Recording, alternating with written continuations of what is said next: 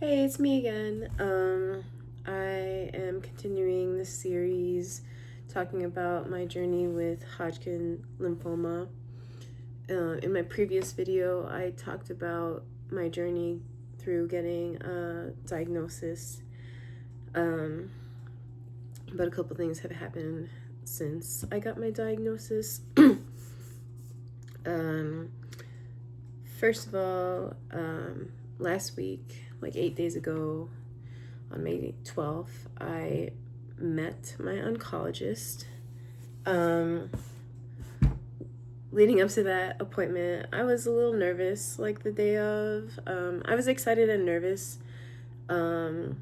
Excited because the care I have been getting from this hospital system since, like, entering this system through the ER and then being taken through, like, mammogram and biopsy has been very good. So I was hoping, like, the good vibes would continue, because the providers I've come across in the system have, in this particular hospital, have been kind and compassionate. So I was excited about to meet my oncologist, and I heard good things about him. I was a little nervous because I never know with healthcare providers. Sometimes, like, I have had bad experiences with people I don't feel like care very much about, like, me or like my or judge my choices or something like that. So I was just a little nervous, but I was very happy my husband called off of work to be able to support me and be there for me, with me to meet my oncologist. So we arrived at the building and went up to the cancer center. And I was surprised by how big this cancer center was, which is, like, I don't know, it's sad, like, when I think about it, like, how big it is. But there was a very large waiting room, a lot of receptionists, and I was able to talk to a receptionist right away, and then she told me to take a seat when she checked me in, and then quickly got taken back to a room. I think a nurse might have taken my vitals. I don't remember, but we didn't have to wait long till my doctor came in, my oncologist. In case, like, oncologist is like basically a cancer doctor. Oncology is like I think the study of cancer. But well, that's how I think of it. Maybe there's a better definition, but so I met with, he came in. He's very friendly, introduced himself to me, shook my hand, and Brian's hand, my husband's hand, and I think he started with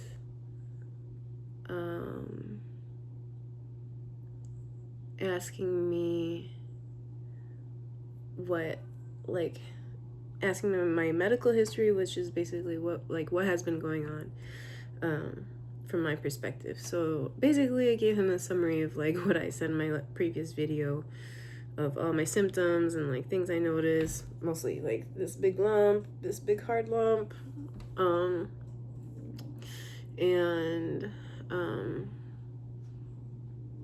yeah.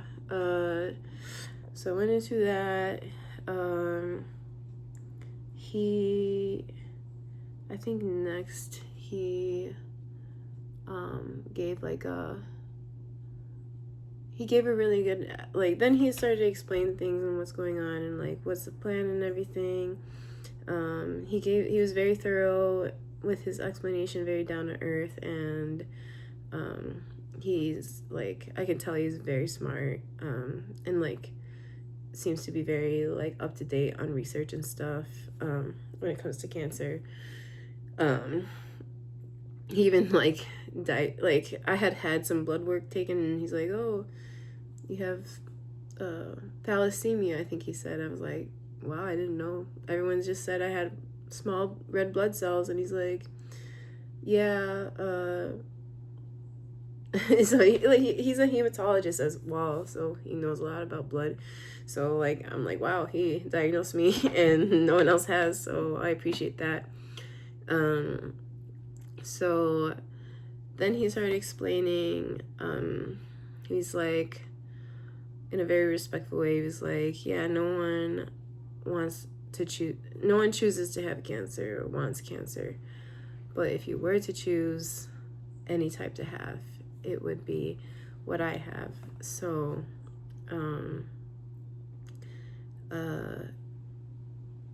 like it's a very treatable cancer that can be cured a lot of the time.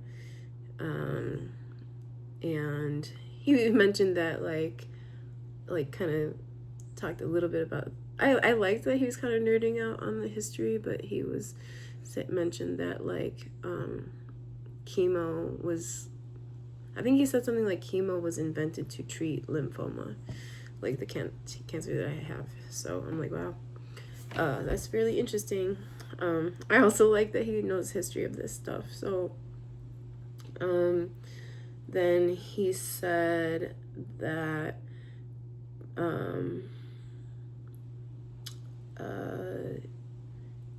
he, because of my asthma, my chemo regimen will be adjusted a little bit, because usually chemo for people with Hodgkin lymphoma uses drugs that they like have an acronym or abbreviation, whatever you call it, ABVD. So that's usually a typical kind of regimen.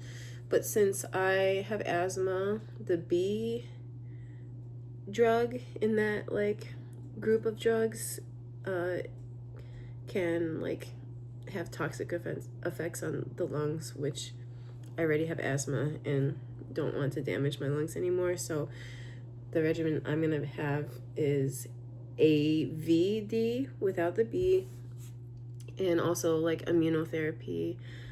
He said that like it sounds newer maybe of a treatment, but like they've developed techniques to like utilize my own immune system to help fight the cancer,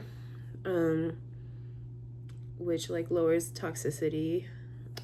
So that's what I'll be on, for sure. It sounds like no matter like what stage I'm at, my chemo regimen will be immuno AVD, I believe. But yeah, he told me about that. He said that the cure rate, I think he said something like the cure rate, if it's like localized to just this, is like up to like 97-98% cure rate. And he said that the next steps were like I needed to make 3 appointments. One, a PET scan, PET scan,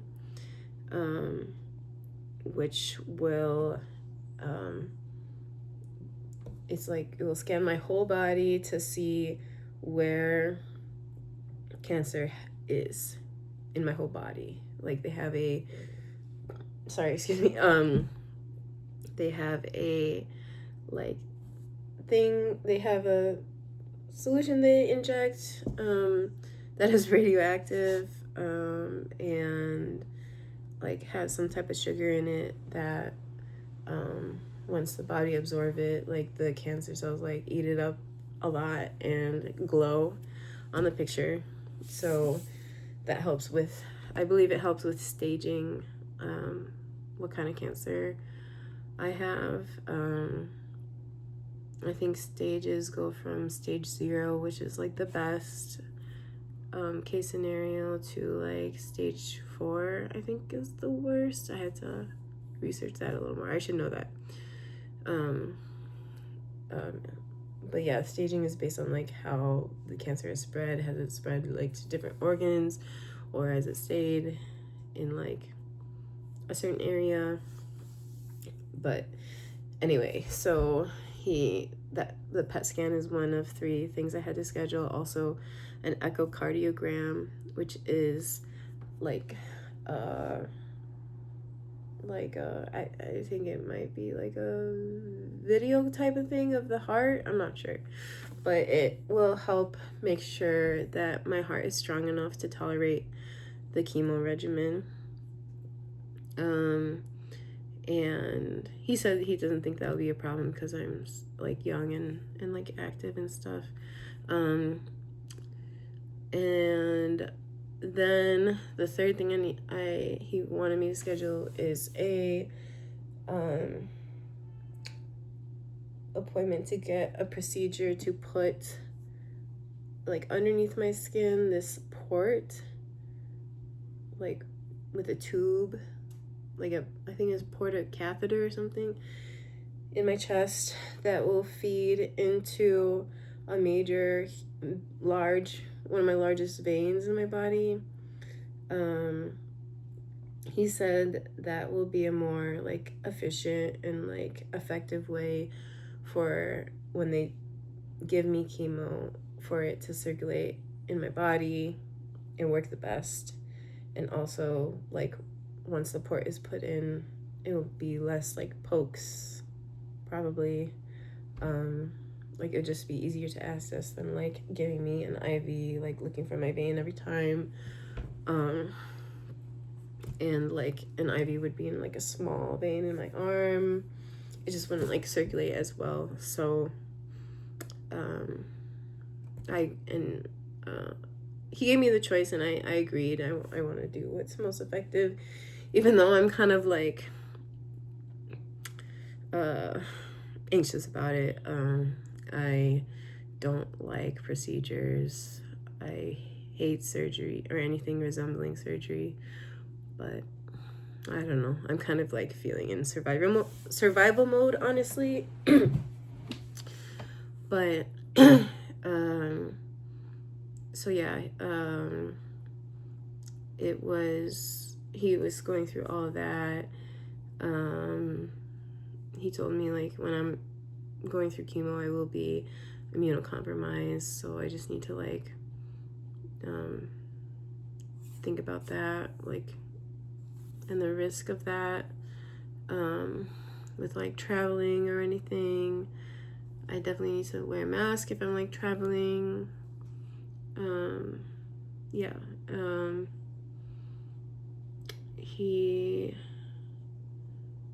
He answered all my questions without judgment. Like, I really appreciate that. And yeah, he just took his time with the appointment, and I felt really like a lot of compassion from him, and like am feeling very confident in him. Like so much so that I don't think a second opinion is necessary. It almost feels like a second opinion would be a waste of my time, because I trust this oncologist so much and really like him, and already have a lot of like trust with him. So I'm not planning on getting a second opinion, especially he's taking it very seriously, and like seems like the ball is rolling like quickly, which I appreciate.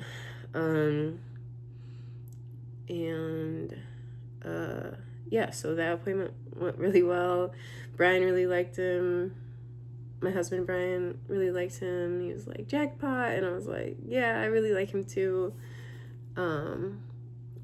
So that gives me like a lot of peace of mind that I feel like I'm in really good hands with him.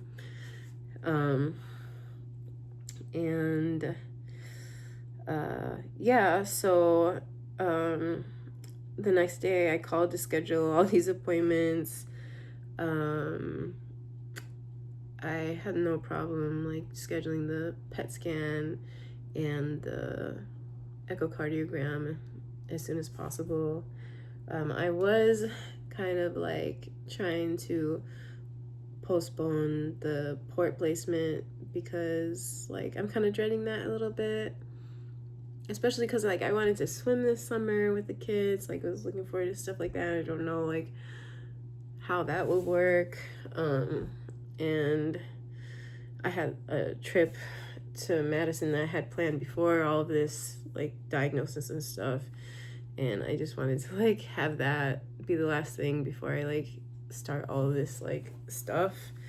So I had scheduled it for June 4th, and then I messaged my oncologist's nurse through the patient portal online asking like if that works okay with timeline, and she's like, no, we want you to do that earlier. So I was like, dang. And I kind of had a hard time with that because I was really looking forward to this trip, being able to have it without a port, but again, I had to lock into survival mode and just like do what I need to do because I don't want to risk my life at all. So I called and rescheduled it, and now everything is happening this week. So I had my PET scan yesterday. I have my port placement procedure scheduled for tomorrow, and then I also have my echocardiogram scheduled for Friday. So it's just been like lots of appointments this week. But yeah, I had my PET scan yesterday. So that's another major thing that has happened since my last video. But with the PET scan, the preparation was that for the dinner the night before, I had to avoid heavy carb dinner. So I was sad I couldn't have rice. I have rice like almost every day for dinner, but I had steak and broccoli. Just wasn't as satisfying without the rice, but that's okay. And no dessert like I usually have.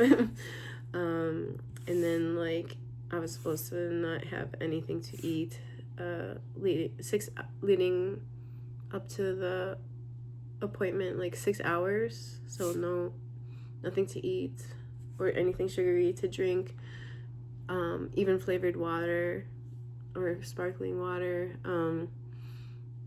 So only water for that 6 hours before. But I could drink as much water as I wanted, so that's cool. But yeah, then I got to thankfully the appointment was in the morning. So like I love breakfast, and like I just had to skip breakfast. And I was already hungry in the morning, but like, so yeah, I was also not supposed to wear any clothing with metal in it because of the PET scan machine. Also, like, if you notice I'm itching a lot, that's also a symptom of Hodgkin lymphoma.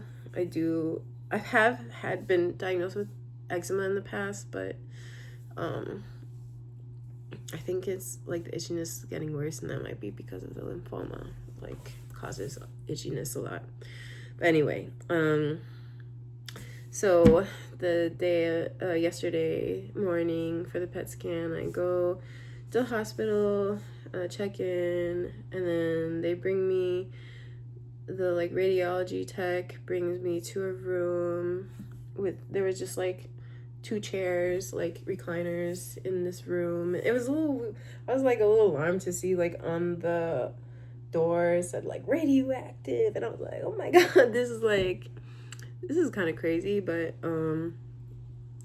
yeah, so I sat in one of the recliners, and he got me set up.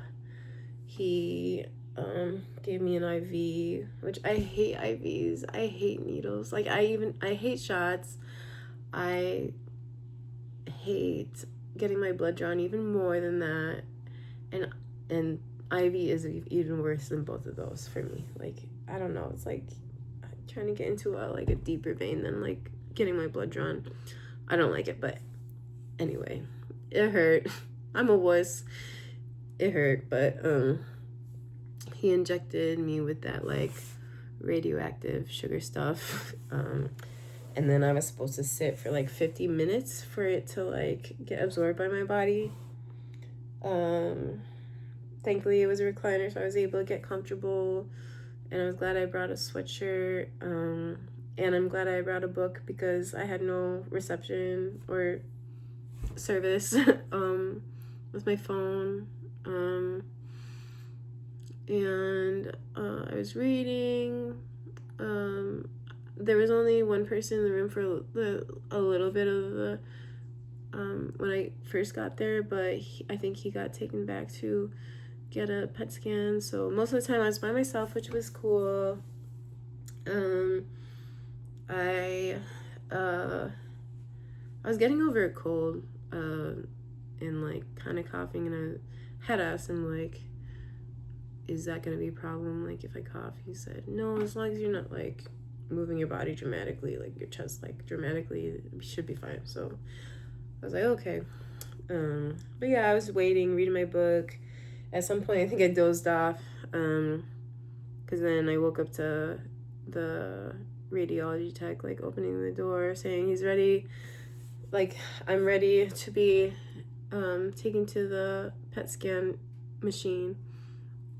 So he walks me there into that room. There's a big like tube looking scanner thing, like I don't know, like this, something like that size. But he had a pillow. He had me lay down with my head on the pillow, and then had me like propped up my legs on this bolster to make me more comfortable.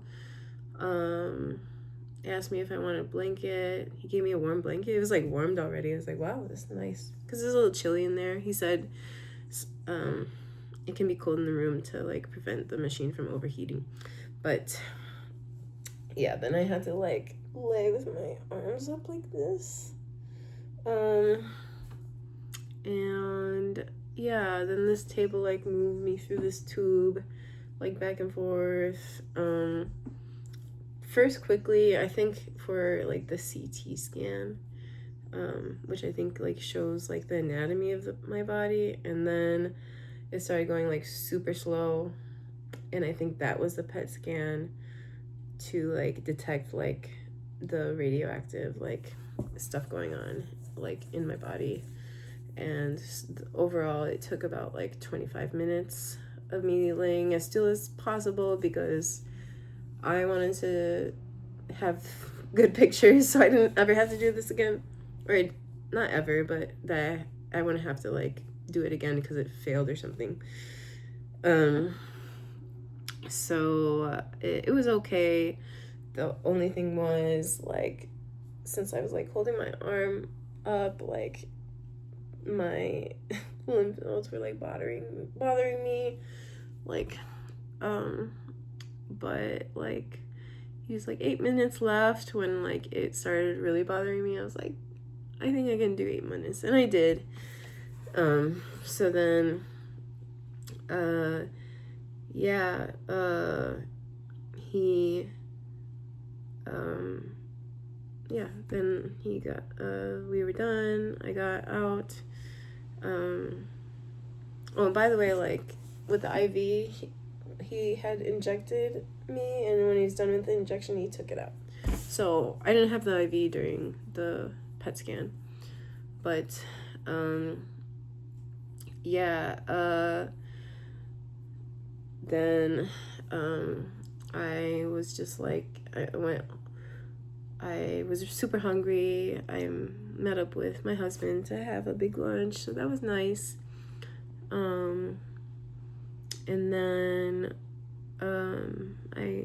when I was home, I was like compulsively like checking my portal to see the test results.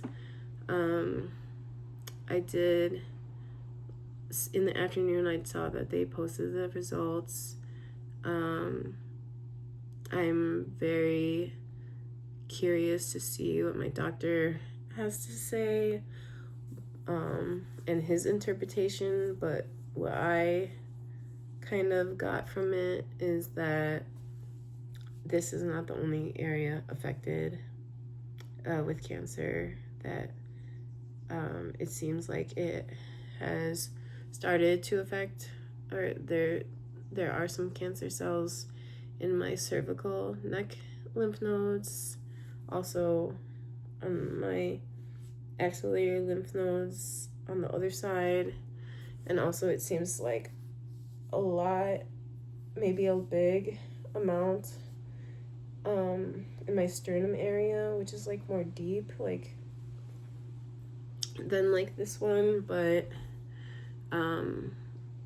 which would make sense to me because I have been feeling like pain in this area, like a weird pain that I kind of like shrugged off at first, but maybe that's cancer. But yeah, I'm curious how the results of the PET scan are gonna affect my treatment. I'm guessing that it might be longer than if it had been just localized to this. If it was localized to this, I think that would be more like stage 1. But since it's kind of like here, it might be more like stage 2. We'll see what my doctor says. I think it, like from what I read, I don't think it's stage 3, because stage 3 would be if it was like on both sides of my diaphragm, which is like here, but it all seems like above, like in the top half of my body. So hopefully that's a good sign. Also, it seems from the report that my organs like my lungs, liver, spleen, bowels have no cancer, so that's good. But yeah, I am very like anxiously awaiting to see what he has to say about it. But yeah, next step is port placement tomorrow, echocardiogram on Friday, and hopefully talk to my doctor as soon as possible. But thank you for listening, following along with my story. This is really helpful for me. It's just been a lot, and it is moving so fast. It's hard to process sometimes, so I want to keep going with these updates, like hopefully at least weekly, because right now I just feel like in survival mode, and like everything's happening so fast. So I think it will help me process things to just like, while it's fresh on my mind, to like share my story of like the week, and maybe it will help me process emotionally, like especially later on. But thank you for listening. I will be posting another video soon, I'm sure.